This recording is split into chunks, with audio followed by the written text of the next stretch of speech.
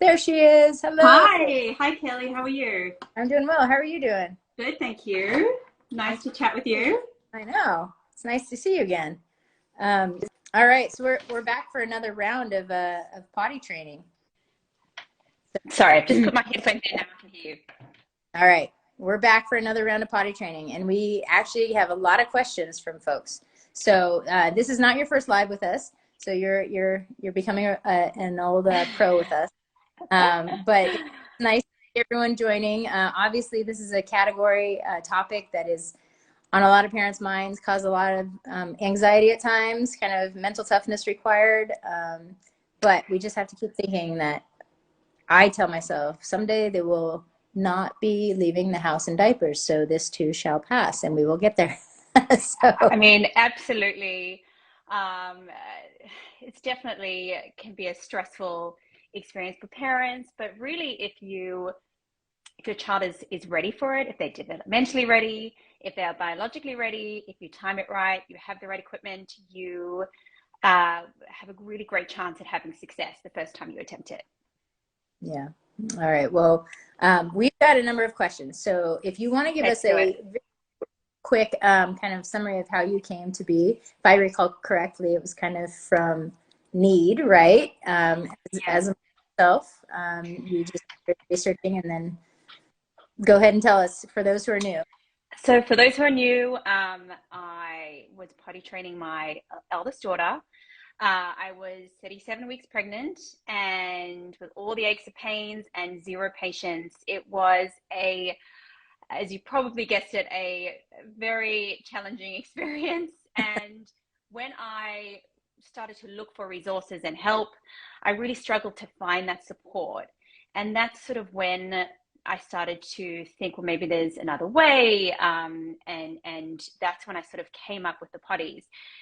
I offer online courses, guides, reward games that aim to make potty training easy, fast, stress-free, and also something that is positive and fun for kids. So that is really what the Pottys is all about.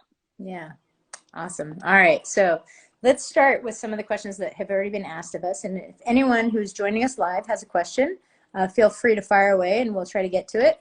But we did receive a number of questions, so let's get to it. First one is, how do I potty train my toddler if I can't stand for a week? This is completely understandable. The realities of modern life mean that we can't just, well, a lot of us can't just take off work to stay at home for a week. But what you're really aiming for is for a few days at home where you can be at home with your child. They're in the comforts of home. They're in an environment that they're comfortable with. And you can really focus on helping them to understand what their urges are and link that to going to the potty.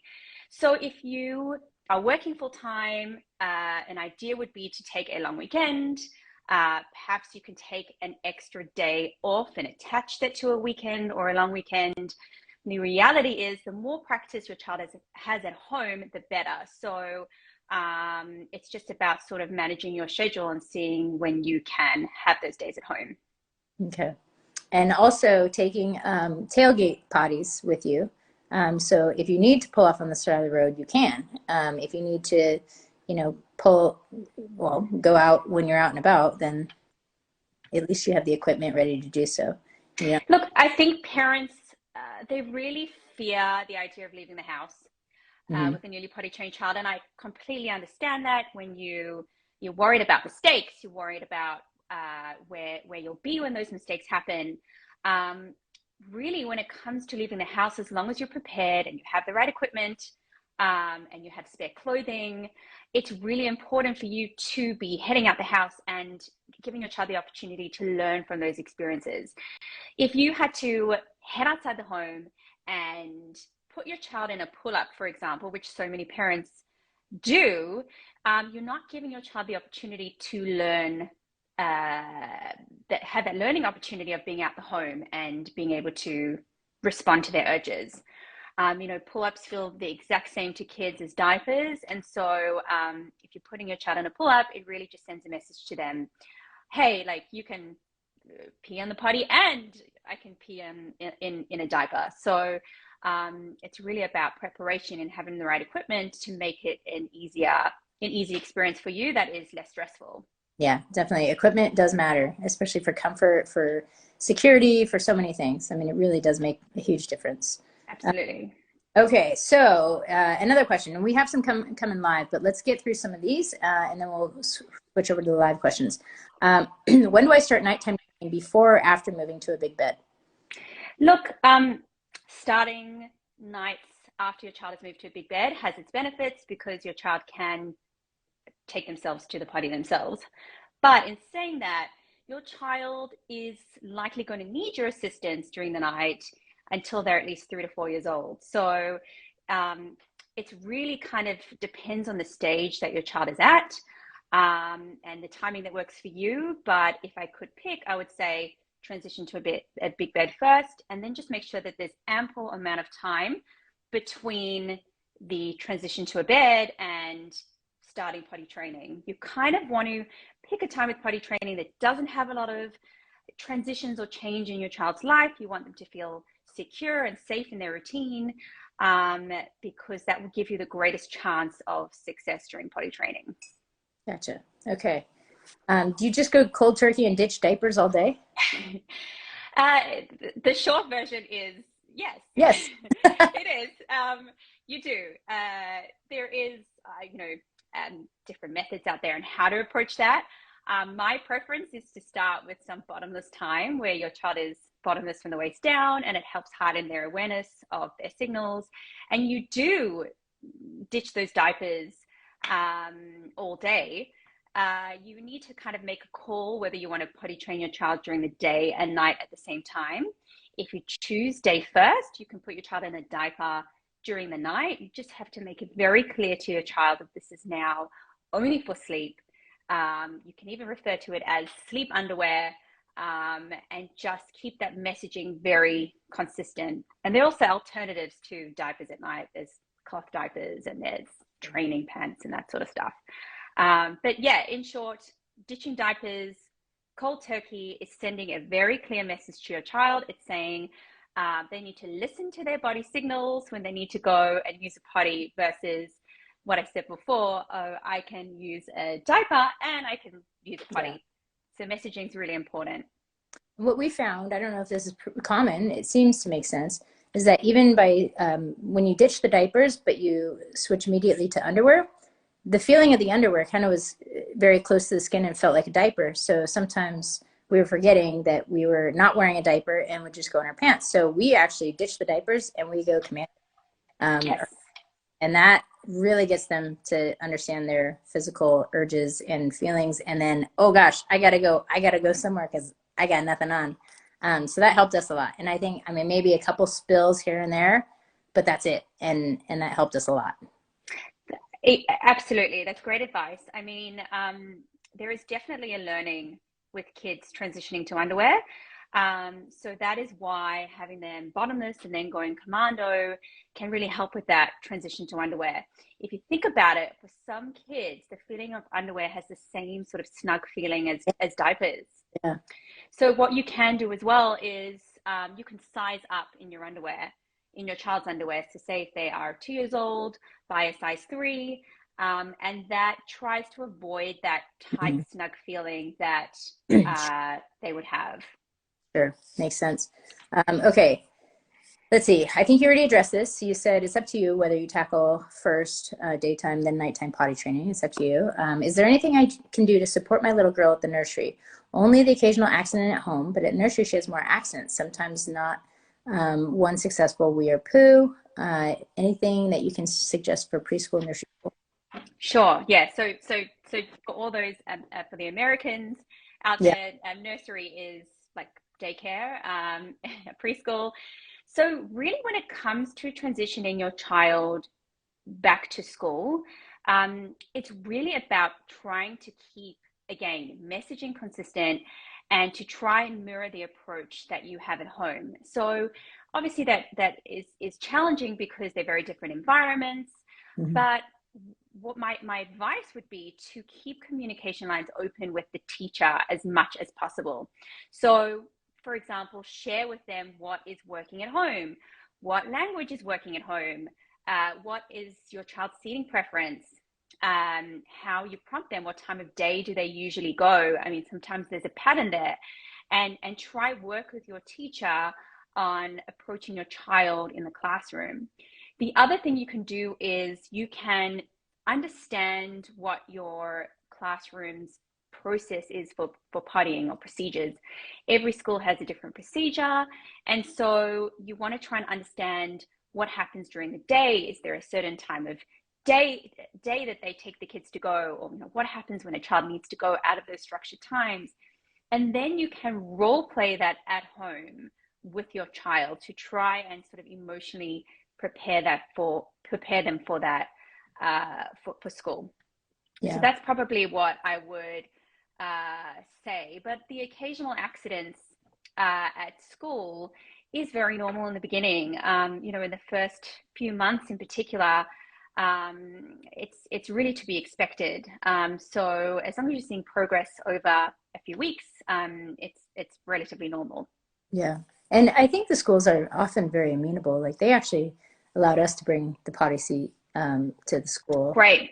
They get her on a schedule, like every 15 minutes, to checking in with her. Hey, let's go sit on the potty, which has been wonderful. So I think you're right in terms of, open communication really works, because everyone wants it to be a successful venture, right? Definitely. And teachers, most of them want to work with you. They want to have your child's best interest at heart. Yeah. The other thing you can do as well is try to help the teacher in giving them a heads up before you start potty training. I know for this particular person, they've already started, but let your teacher know in advance when you're going to do it. If you're sending them no longer in diapers, just give them that heads up. Correct. Send a wet bag for those wet clothes, send extra pairs of underwear. Try to help them as well, because imagine for them, there's a lot of kids that they're dealing with. They're probably dealing with newly potty trained kids, not just one, a number at a time. And so I think your help would be much appreciated by the teacher as well. Yeah, for sure. Okay, let's see. There's a lot of questions coming in about poop. Let's see. Let's go for it. Yeah, let's see. One of my favorite topics. Okay, let's hit some of these ones that are coming in live, because they're getting a little bit buried. So we'll pick off some of these. How to make a toddler holding poop to make them comfortable. Her daughter does well with peeing at home and in public washrooms. How to make holding poop to feel comfortable. My daughter does well with peeing at home and in public washrooms, but maybe not pooping. So holding poop. Okay, so if your child is withholding poop, yeah. A lot of the time when they're withholding, they are likely constipated. They are withholding because they are experiencing pain and they're trying to prevent that pain, so they withhold. And when your child withholds, it just creates this vicious cycle of constipation that needs to be broken in order to see really any improvement. So my recommendation for you, even if your child has soft stools, is to go investigate that with your doctor and rule it out. Because the thing to understand about constipation in kids, it's very different to how it presents in adults. With adults, constipation, is more about hardness of stools and the infrequency of stools. But with kids, it can be a lot different. Your child can have diarrhea and still be constipated. Often their colons get clogged up with stools that can start from a very young age. Kids can actually even start to get constipated when they are starting solids at the age of 1. So first step is to go to your doctor, investigate constipation, and if your child is, which is very possible, to go on a management plan that will ensure your child is pain-free for a long term. So if you, for example, had to give your child Miralax for 1 week, that might not cut it, because constipation can be frequent. It can keep coming back for a variety of reasons. So you want to just make sure that you are getting on top of pain. That is the first step. Yeah, and there are also a lot of other ways too. We've struggled with constipation quite a bit, and just reminders that we've picked up from various GIs and stuff are the pea fruits, right? Pineapple, pears, plums, all those are conducive to pooping. So pea fruits, prunes, all that sort of thing. And then sometimes prunes versus bananas. Sometimes bananas actually intuitively are opposite, but you just have to find what works for your kid and really helping them over that. Because the constipation that we've dealt with is pretty gnarly. It can be severe, Yeah, and parents get desperate. You're right, diet, lifestyle changes, lots of water. lots of water. Yeah, very important. I have so many tips on my page for this. So I highly recommend it if you're having pooping issues to check that out. Yeah. But yeah, it's a vicious cycle that needs to be broken. And until it is, it's very challenging to get your child to sit on the potty to Yeah. poop. Okay, so what about those who are more comfortable pooping in their undies? So we've got a couple here that are talking about the same child who's holding the poo will poop in the panties. Another one waits for her to put her baby, hides and poops in his underwear. Um, is that So kind of tight, comfortable feeling similar to a yes. So whether your child is insisting on a diaper to poop or they are soiling their underwear, again, the first place to start is to investigate constipation. When your child has the urge to pass a bowel movement, they should be able to pass that pretty immediately after having that urge. And when a child withholds, even if it's for 10 minutes, it can create that cycle of constipation. Um, when a child soils themselves, sometimes, and this mainly applies to kids that are over the age of 4, it can be an indication of chronic constipation, which is something known as encopresis. And that requires, again, intervention. It requires you to be seeing a doctor and sort of understanding the severity of it and working out a plan with them to resolve that. So, like I said, step one is to investigate constipation. If a child actually hides to poop, that is also an indication that they are likely withholding or they're experiencing pain. It's not all the time, but studies have shown that that is the case. So, so yeah, that's the first step I Okay. would recommend. Okay. Any tips that you have on encouraging them to poo on a potty as opposed to a diaper, nappy, or undies? So look, it's a process, right? Sometimes for kids, this comes from fear of pain. Sometimes it starts off as a separation anxiety. Kids, if you think about it, and sorry if I'm getting graphic here, but if a child poops in their diaper, they can feel that up against their bodies. When they sit on a toilet or potty, their bottoms are exposed. The stool passes through, and they can sort of have almost like a separation anxiety of what has just happened. Something came from my body. Is there something wrong? Am I safe? Sometimes kids haven't seen their poop before having started potty training, and so when they see it, they panic and sort of get fearful of that. So it is really also about managing your child's anxiety and spending time normalizing the idea of poop through books and through um, modeling behavior and that sort of thing. So that is one tip that I can give those parents. Okay, great. Yeah, we've even gone as far as to tell her that the poop wants to go play with his friends. So Yes, you got to let him go. yes, If he wants to yes. go to the water slide and play with his friends. That's a great one. Look, you can say, I would be letting your child, if they're pooping in a diaper, I would let your child encourage them to empty out their diaper into the toilet Yeah, and to make up a little story and say like, bye bye poo, enjoy your yeah. swim or go down Go the play with- slide or yeah, yeah, I love it. Absolutely. You want to, you're just trying to normalize the idea. You're trying to, in a very basic way, educate your child on what poop is and where it goes, and that your child is safe. Yeah. And the other important thing as well for these parents is, and I'm sure you can add to this too, Kelly, the setup on the toilet and the type of potty needs to be, it needs to promote the right posture.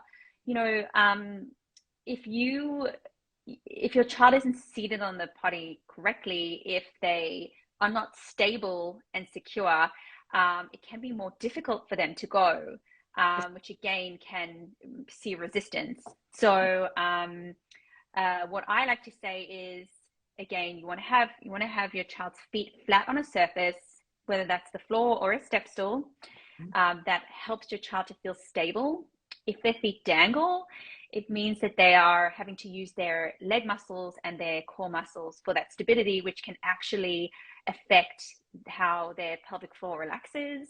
You also want them to be leaning slightly forward to kind of mimic a squat-like position, because that is the easiest way for poop to pass through your body. Yeah. So, I mean, that applies for kids and adults as well. So, so yeah, that's definitely something I would recommend parents to be looking at if their kids are struggling with constipation or resistance.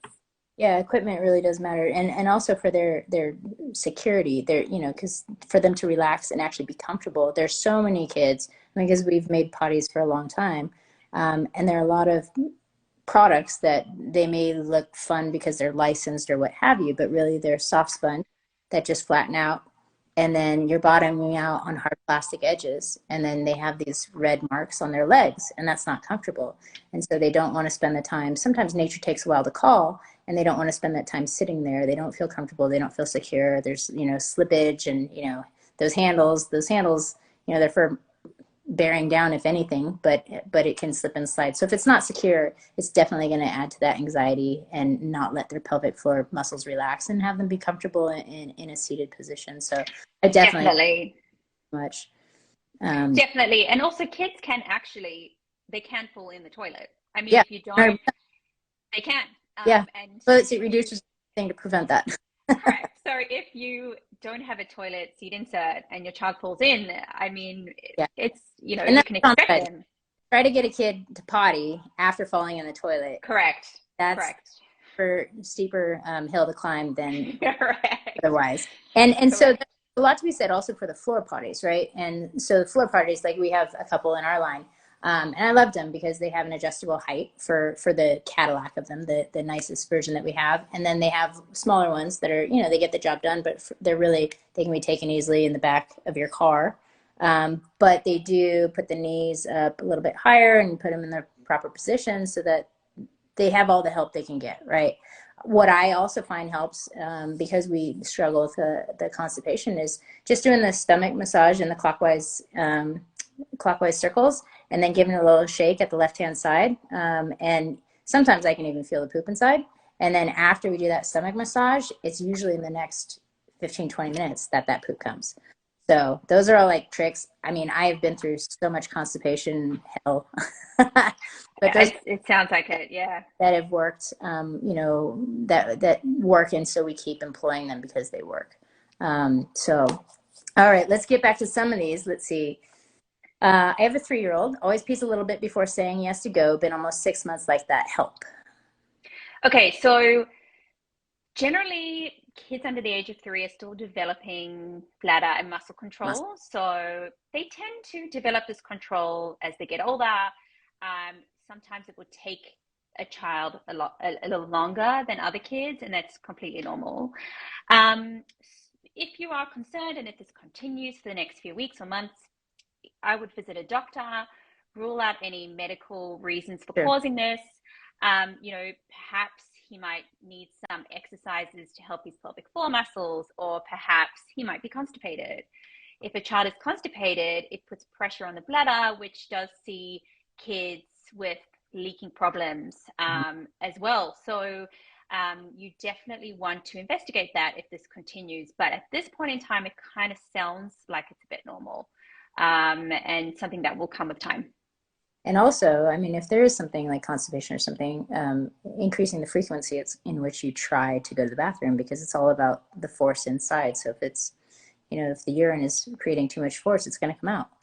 Correct. So emptying the bladder more frequently might help with the little pre-peas. Absolutely. Let's see, help on going outside the house. We talked about this a little bit. How can I take potty training on the go? It's really, I mean, we discussed it, right? There's equipment Yeah. that is great for on the go. There's extra clothes, wet bags, all that sort of thing. And a comfort level with the parents, I think, is really important, right? Definitely. I think, Anxiety peeing or pooping outside the house. yeah, I think you kind of, the key to this is going in with the expectation that your child is going to make mistakes when you leave the house and just kind of mentally preparing for that. And again, the way to ease your anxiety around that is to be prepared. Yeah. So I can tell you now with confidence, I have used a portable potty. I still use it with my almost 5-year-old daughter. I keep it in the back, in the trunk of my car. Yep. And if we're in the car and she's absolutely desperate, we pull over and she does it on the potty. There's no complaints. It's very convenient. Yep.